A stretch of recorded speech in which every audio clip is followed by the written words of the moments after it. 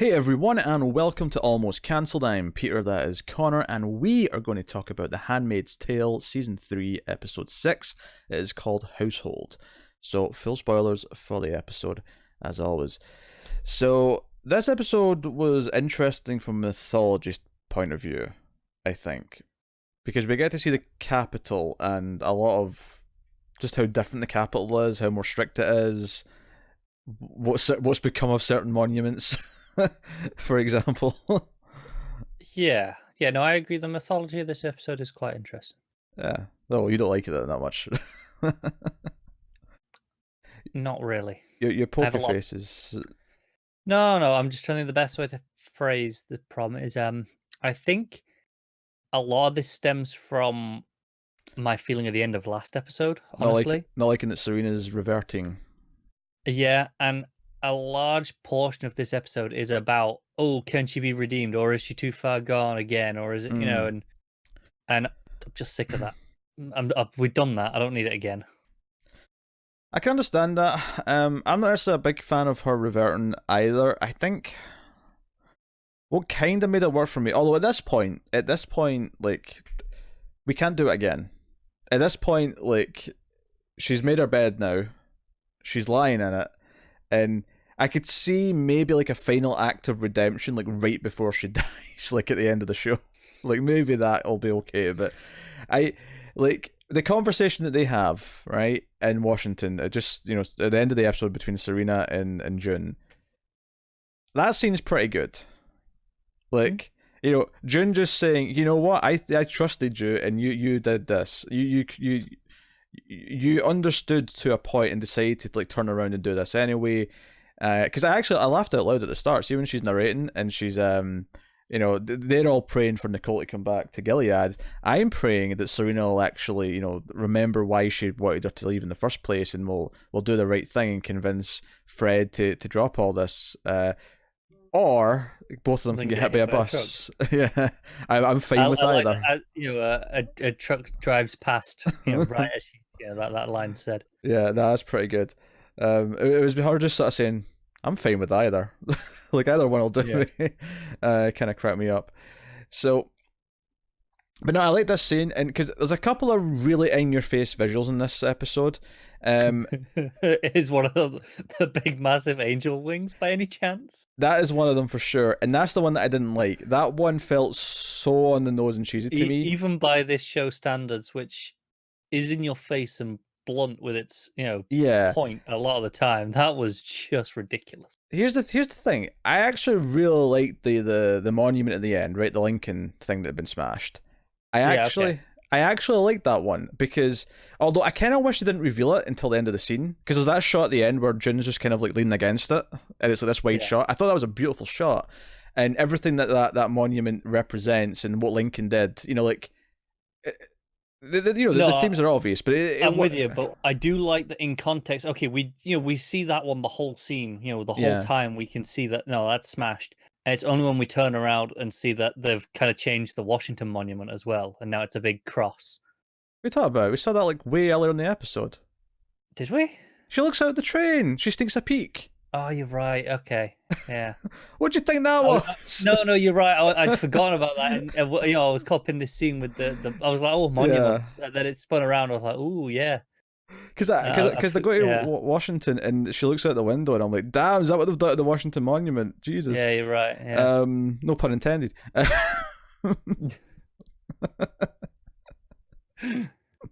Yeah, no, that must have taken some serious work. Like the Lincoln one show, they just smashed it up a bit.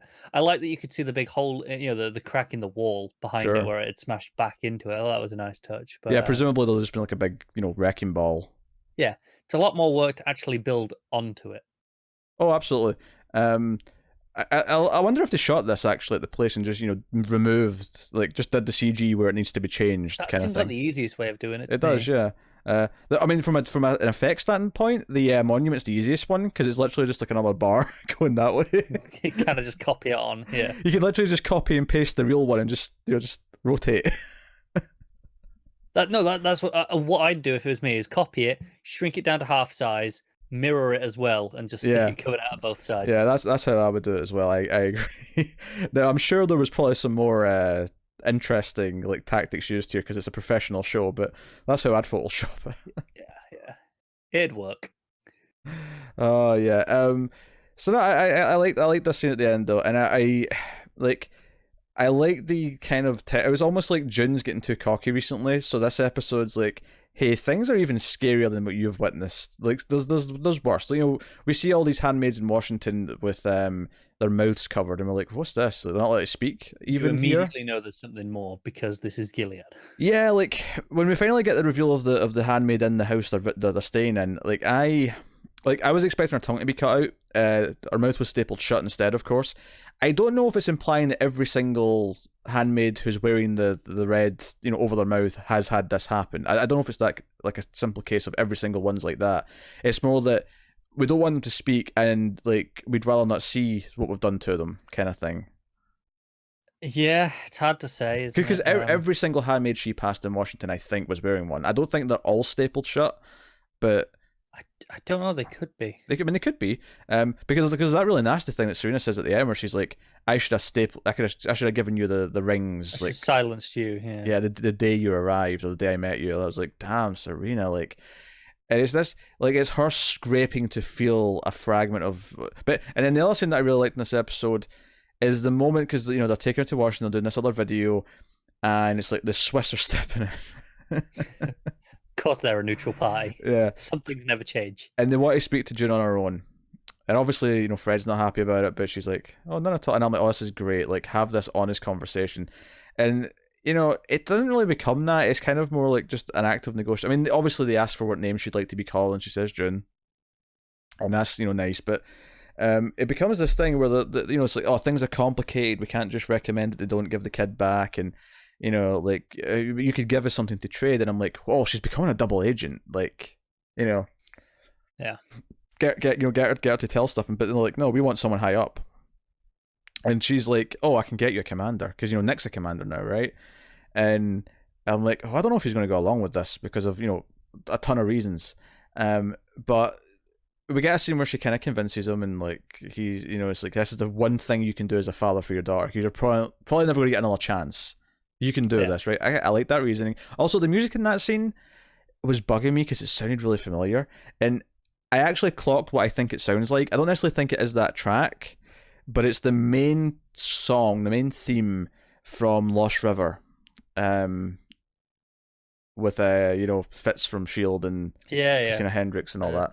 The Gosling one. Yeah, the Gosling directed movie. If it's not that track, it sounded very similar to it, and I was thinking about it. It's funny because I forgot to mention it last episode. There was two different points where the music was making me think of something else. One part was very much Mad World. Oh sure, yeah. And then there was another bit that was, I'm convinced, was straight out of The Leftovers. Last week there was two separate. Nah, do you know what it is? You heard some piano, and then you saw Anne Dowd, and you went Leftovers. No, because Anne Dowd wasn't in the scene. It was a very specific piano refrain that was very similar to the stuff from The Leftovers. Similar. I mean, I know Max Richter, who did Leftovers. He has some pieces that have been used in multiple things, but Leftovers was specifically created for Leftovers. It was, yes. Because on the Nature of Day and Night, I think it's called, was an Arrival. That was the same track that was in an episode of Castle Rock. Oh, okay. And funnily enough, there's like an official video of that on YouTube that stars Elisabeth Moss, just to tie this all background into a nice neat bow. But yeah, so and then there's this crushing realization that the Swiss are like, no, we can't work with this commander. His past is too shady. We just can't trust him. And June asks Serena, what did Nick do before he became your driver? It's like, oh, he served Gilead. How exactly did he serve Gilead? Oh, he was part of the what was the word she used? The Crusade. Crusade. Yeah. No, I remember Crusade because, you know, Crusade is it's a holy war, right? Yeah. And yeah. Of course, Gilead framed it as a crusade, not a war for independence or anything like that. It was a crusade, of course. It was a crusade. Yeah. I'll give a crusade. Which, so I'll talk about that. I'll let you complain about the backpedal on a Serena in a minute, but can we talk about meeting this commander who's letting them stay? Before we move on, just on Nick. Oh sure. On the train. Yeah, I hated that scene. You hate that scene. Yeah, I really hated that because it's like, look how evil he is, marching down there, and they're all saluting him, and it's like, look how much power he has, and he was one of them the whole time. I'm like, oh, I don't care about that. Well, here's the thing. I Uh, actually do believe that he has grown as a better person now. Like, because no, in that scene, I don't necessarily see it as him like he is full on evil. It's more just that he's back here because this is where everyone expects him to be, but he does have more doubts now about it. here's the thing. I agree with you in theory that oh no, Mm. he's grown and he's a better person than he was then. It looks conflicted, is what I'm saying in the scene, as opposed to like Sure. you know, My problem is the way the music plays it, the way it plays June's reaction. She's like, sure. "Oh, he used to be this," and I'm like, "Yeah, but does that matter with now? Really, who he was? It's just another case of that. Just a few things I'm not liking in this episode. I mean, yeah, I'm not like a super fan of this shot in the train. Although it does make me curious if we're going to see more of like his side of things now. Like, are we going to see some of Maybe, his fighting with these troops or whatever? Um, what I did like the phrase though that Serena kind of rubs in is without him we wouldn't be here kind of thing. This idea yeah, you think I'm so bad that I did all this, but he's equally, well, not equally, but like he's also deep in the blame pool here. yeah. Um, It kind of gives the idea that he was like a war hero almost. yeah, kinda. That's what it feels like. Yeah. And actually, I really like the interaction with Serena and the wife, the wife of this other commander, played by Christopher Maloney, who she's like, I know this is taboo, but I really liked your book, and I'm like, oh, that's a weird thing to say. Yeah, Even though her book kind of inspired Gilead in a lot of ways, which it's funny because it's another example of the men taking something they see they can exploit and using it. And even though clearly this wife and Serena, at least for the most of the time, Serena believe that this is what they would like. They like this world. They want this world to get the birth rates back up and blah blah blah. It's just interesting that this talking about it after the fact, like we're not even allowed to read books anymore. yeah. But she talks about how before everything, they worked at two different law firms. They never really saw each other, and now look at them. They got one big happy family. Yeah, really big happy. They got 6 kids. I Was it counted. 6? I thought it was 5. No, Because no, they say, oh, that must have been, the most I'd ever seen was 3, but that must have been 5. yeah, but she's not entirely sure though. Rita, when she says that, Yeah, she says it must have been 5. And the only reason I know is because after she said that, there's a photo of them that June's looking at one point. and you counted I them. counted. Well, it's 6. It's not a hard number to count. Well, no, it's not. But you took the time to go. Oh, I'm gonna check. 6. Damn it, Rita. Which actually made me curious. At the start of the episode, Joseph Lawrence said to June, "Oh, you're being borrowed to go to Washington for this, blah blah blah blah." He says, "Oh, you leave at 4, or the train leaves at 4," which made me wonder: are they still allowed to read clocks so that they know to be there for certain times for things when they're wanted? Probably because it's just numbers. So they're allowed numbers. Numbers are okay. I assume so. You would Like think. I mean, they have to count numbers, for when they go shopping, right? Oh, Sure. we want 6 potatoes. You know, Yeah, sure. Yeah, sure. If the Martha's like, I want 6 potatoes, and they're like, okay, yeah, they need to be able to yeah, count to 6. Absolutely. And obviously we're not so far away from the world before that. Obviously, they all know how to count. This is all still people who were alive before Gilead that are adults right exactly, now. yeah. But I just food for thought when he said that. But yeah, no, I did kind of like the arrival in the train station and like just how like sort of strict everything felt and how everything felt worse. But also going back to the family, I liked the kind of like, because I was almost wondering if like Serena was going to have, again, this was going to be like leading her back to like being on June's side, where like, this is ridiculous. Why does this family have 6 kids? Why do they still? Because they still have a handmaid. Like they've got 6 kids. What did they tell you the handmaid for? And it almost felt like this was Gilead's version of the 1%.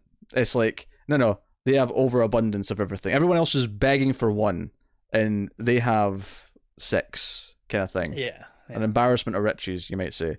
Yeah, he does. They do offer Fred a position here. Yeah, that's maybe the most interesting scene of the episode. Oh no, you're And wrong. I'm wrong. We haven't talked about the most interesting one yet. Although, I'll be asking about that as in a minute. I want to talk about this scene first, though. So after they've had conversations with the Swiss, and like the media like campaign is kind of seemingly working. So this commander, I think his name's George. I believe it says "Call me George" at some point. Take your word for You know it. what? I'll just check his name. I've got the cast list up. That's what it's there for. Damn it, Maloney, Commander. It doesn't even give me his first name. He's Winslow though, Commander Winslow. That sounds familiar. Because he says "Call me George" or something like that in the scene. But he's like, I'd made some assumptions. I'd heard about your recent difficulties and blah blah blah blah. And then he gives him a cheers, and he's like, maybe you'll have a position here in Washington when this is all done. And he's like, oh, that'd be an honor, sir. It's like, and that's when he says, call me George. But what makes this scene so fascinating is, he goes because they're playing pool, and they're playing snooker. Is it specifically snooker? I didn't even notice. It was snooker, yeah. I noticed. I thought, oh, that's an interesting choice because you don't see that very often. Yeah. I would at this point, suggesting the idea of it's a class thing. Snooker is traditionally was an upper class game. That's why even now it's still they still wear waistcoats and like a full suit to play it. Sure, yeah. But this thing happens where Winslow puts his hand on Fred in a very suggestive. Yeah, I was just it's suggestive, but just the way he does it, and then the way Fred looks at it, it's just enough to be like, huh. Like that was my reaction was almost like a darkly kind of like, huh. And it's very interesting, of course, because obviously we know that gay people are being killed if unless they can be a handmaid, maybe or sent to the colonies, whatever. They're Well, they were all hanging on the wall constantly. Yeah, so we know that the predicament, and again, it's this idea of the 1% having the hypocrisy of it, right? But there's this idea of is Fred about to be objectified? Is Fred about to be the victim of someone's affection that he doesn't want? Is Fred about to be assaulted if he stays here? Are we going to see him pursue Fred and that make Fred uncomfortable? And it shouldn't be an eye for an eye. I'm not saying I want Fred to be assaulted out of revenge. I think the problem is Fred might not actually see it too bad because in his mind, as soon as he's there, he can just report him. Oh, maybe, yeah. But that reaction was fascinating to me, and this idea that for a second Fred is the one who's not in charge, and he's being controlled because he's lower down the rankings, right? This guy's using his position of power to kind of groom him essentially. Yeah. And that was interesting. I mean, hell, maybe Fred will even learn some goddamn empathy. I don't know, but yeah, I wouldn't go that far. Probably not. No, I know. I will say the visuals of being out in the Washington Monument, when they're all all the handmaids are all they're praying and they drop into the knees. There's some big visual, yeah. There's some big visuals. It looks quite nice from a impressive from a production perspective. I guess is what I'm saying. It doesn't look cheap. From a technical standpoint, it looks great. Yeah. So what do you think the most interesting scene of the episode is? Oh, Aunt Lydia for sure. Oh, okay, all right. No, I agree. This is up there. That's maybe the best scene of the episode. Not the most interesting for me. Oh, I think it's both for me. But so there's a great moment early on where Aunt Lydia, she sees some of the handmaids lined up, and one of the staples is sort of sneaking out the cover. She goes over and has a look at what's going on, and she looks horrified at this. She's never seen this before. She's genuinely horrified.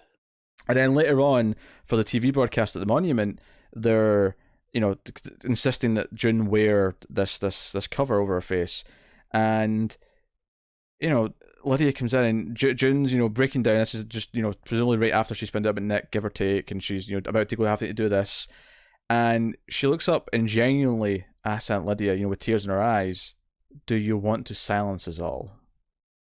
And Aunt Lydia, she's got tears back, and she's like, "No, she really doesn't." And she even hugs her and says, I just I want to make sure I can help someone. I want to save someone. And again, we've talked before how Aunt Lydia is kind of twisted in some ways, but she genuinely believes she's doing something good. Yeah, she believes she's helping these people. She believes she's This isn't some sick getting off on punishment for her. She genuinely believes she is helping. And seeing what Washington, or at least the hand, or what the lady is, or the commanders are doing in Washington to the handmaids, is kind of horrified her, and seeing a different level of it, right? Yeah. You know, like it was quite a really powerful scene, and then it kind of like has this great like finish to it where June goes to put on this, because she this is something that you can put on and take off yourself. It's not something you need help with, but she can't physically do it. She's like, "Can you please help me?" But again, with tears in her eyes. It's presumably a combination of struggling from she's shaking Yeah, and so that, and also she's never had to do this before. She's it's unfamiliar. and what's so beautiful about this scene is that it's the most genuine moment they've ever shared, for sure, Oh yeah, right? absolutely. Because so much of the season one of this show was Lydia threatening her with She was punishments so for things. villainous. Yeah, and it feels like she has become a bit more humanized, even though she still clearly believes in a lot of what she does. But maybe that's the swerve here. Maybe the swerve is as we think we're going to redeem Serena, but the real story here is we're going to eventually redeem Lydia. Maybe. That's the ultimate win for this show, is going to be redeeming her. Um, because the beautiful of this moment is that it kind of plays into what Lydia believes her role is that June is expected to wear this thing, and she needs help with it. And that's Lydia's whole thing is she thinks her role is to help prepare these girls for what's expected of them in Gilead. It's kind of like a little symbolic thing where this is what she feels her purpose is. So the idea that June's genuinely asking for help for once, and not like fighting her and everything, is kind of a sweet moment. Oddly, even though obviously everything June's been asked of has been ridiculous and horrible and Oh, absolutely. whatever. But it feels like as much as we're talking about June, she feels like she's struggling to do it. She's shaking. It almost feels like she's kind of throwing Lydia a bone. Like, okay, no, I've seen. She saw that reaction. She knew it was genuine. That Lydia really doesn't want this to happen to them. And and Lydia opens up and like, no, I just want to help. So June going, hey, can you help me? Is kind of her. It's almost a peace offering. Yeah. No, it's yeah, and it's when Lydia's saying, "Oh, they're more strict here," she doesn't even know how they're more strict, because she doesn't find out until later exactly, like exactly what they do to them. But it's really powerful for her to be like shell shocked that she is. Because the first time they're there, they're going up the escalators, and she sees the masks. She's like, "Oh, look at that! Look at this devotion." Yeah, she thinks it's great. Yeah, but no, it's actually just covering up another form of punishment that's even more like evil. Yeah. But let's say her being horrified by this is the best stuff in this episode. Yeah, it almost makes Boston feel like it's home, like it's safer. That's not that bad. Even though it's been terrible, and I think like this episode's not to put down June, like not to like put in her place after she's getting delusions of grandeur, but at the same time, I think it's about no. This is how bad things actually are. You thought you knew the extent of how bad things were. This is how deep it's going. It kind of makes her go, "Wow, she's one of the lucky ones almost." In comparison. But at the same time, she's determined to fight. Actually, something we have to mention is that the tape she sent Luke has made it to the public essentially, or at least the governments of the world. At least the governments, yeah. I'm not sure about the public. And I assume that's because Luke shared it with the Canadian government. As soon as all these talks of like, oh, they want the kid back start. Yeah. This is evidence of, hey, he's not his kid. We could maybe use that. Yeah. And clearly the mother wishes that Luke take care of Nicole. So, very good in that sense. I can't really argue with you. I watched this episode and I was kind of getting the impression halfway through, like, Connor's probably going to be quite mad at this episode because it's going full down this Serena path. I think this episode, like, is probably going to be the worst of it in the sense that, okay, now that she's back in this place, we're going to deal with this version of Serena again, but, like, are you going to still be mad every episode after this where she's still being Serena? I might not enjoy those scenes as much. I think there was a problem in this episode where it was arguably the main focus of what it was dealing with. Like the scene where she is talking to their wife, who, by the way, is I don't know the actress's name off the top of my head, but she was in Haunting a Hill House. She was one of the main actors in Haunting a Hill House. All right, well, Connor's internet decided to abandon him, but we were right at the end of the review anyway. I think we were just kind of wrapping up our final points. So rather than delay the episode and wait till tomorrow to finish recording, delaying the episode for a day, I'll just say bye on my own. So, yeah, the only thing I really wanted to add that I don't think I've mentioned is that I did like the June and Rita kind of like being happy to see each other again. That was genuinely kind of nice. It was nice to see that. But yeah, so yeah, like I was saying before, I can't really blame Connor for being mad at what he's mad about in this episode. I'm certainly feeling it a little bit, but I do think the scene where they talked to each other at the end was very well handled, and how June kind of spoke to Serena because of how she's been and how she's changed. So I'm gonna sort of go with it and see where it goes. Definitely though, I think this season the show has been good and had lots of great moments, but it's not necessarily the absolute knockout like every single episode and almost every single scene that it was back in season 1 and some of season 2. So, but it's still pretty solid to watch. So now we'll see how the next episode goes. But that is episode 6. So let us know what you thought of the episode in the comments below. If we did miss anything, maybe forgot something because Connor's internet crapped out, do mention in the comments and we'll have a look at them. Like and subscribe, all that stuff. You can also support the show by reviewing us and giving us a rating on your podcast app of choice, wherever you're listening to us. Helps other people find our almost cancelled reviews. And you can, of course, support us financially over at Patreon, patreon.com/MailFuzzTV. We can support us for as little as $1 per month. And you can get some bonuses, some exclusives, and some early stuff over there. So go and have a look-see. And it also has a nice handy list of all the different audio feeds and all the different shows we have on YouTube and everything else. And check out all the content we have. We've got a bunch of TV content going up right now.